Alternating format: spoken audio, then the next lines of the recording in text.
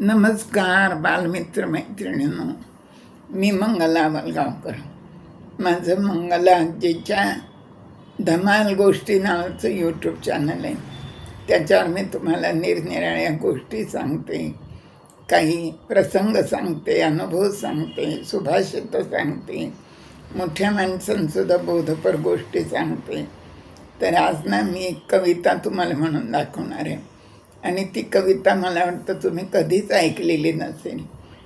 तर कसं असतं, संसारामध्ये एक वेळ अशी येते की कुटुंब एकीकडे ठेवावं लागतं, बायका मुलं शिक्षणासाठी, आणि करता माणूस आहे जो तो त्याला लांब नोकरीला एकट्याला कुठंतरी जावं लागतं. प्रत्येकाच्या आयुष्यात अशी वेळ येतच असते आणि त्यावेळेला त्या माणसाची परिस्थिती कशी असते, मनस्थिती कशी असते आणि मुलांकडनं त्यांच्या काय अपेक्षा आहेत हे या कवितेतून अगदी सुंदर रीतीने एका बापाने सांगितलं आहे बरं का. ऐका ती कविता आता. बाळांनो तुम्ही फार दूर अमुच्या, कित्येक मैलावरी, होता आठवही क्षणात नयनी, येतात अश्रू सरी. एकांतीच पुसून अश्रू मग ते कामावरी धावतो. बाळांनो तुमच्या हितार्थ जगती, आम्ही इथे झुंजतो.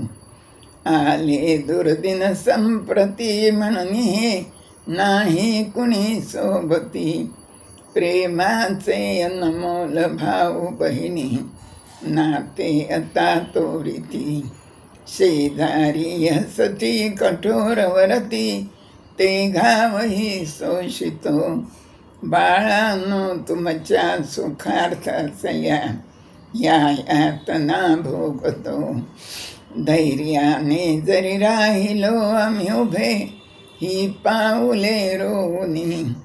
आहे जीवन घोर संगरभूमी, साह्यार्थ नाही कुणी. विद्याभ्यास तुम्ही झटून करता, आम्ही मनी तोषतो. बाळांनो तुमची बघून प्रगती, आम्ही मुदे हासतो.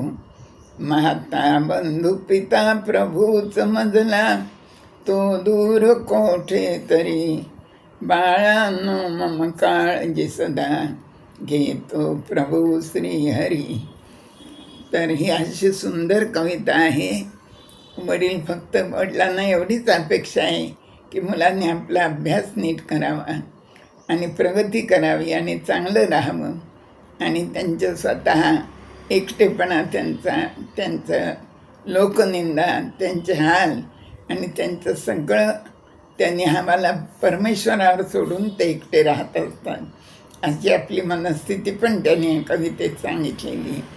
तर हे आपल्याला कळायला पाहिजे ना लहान मुलांना, म्हणजे आपण त्याप्रमाणे वागू. तर अशी ही सुंदर कविता मी तुम्हाला सांगितली. धन्यवाद.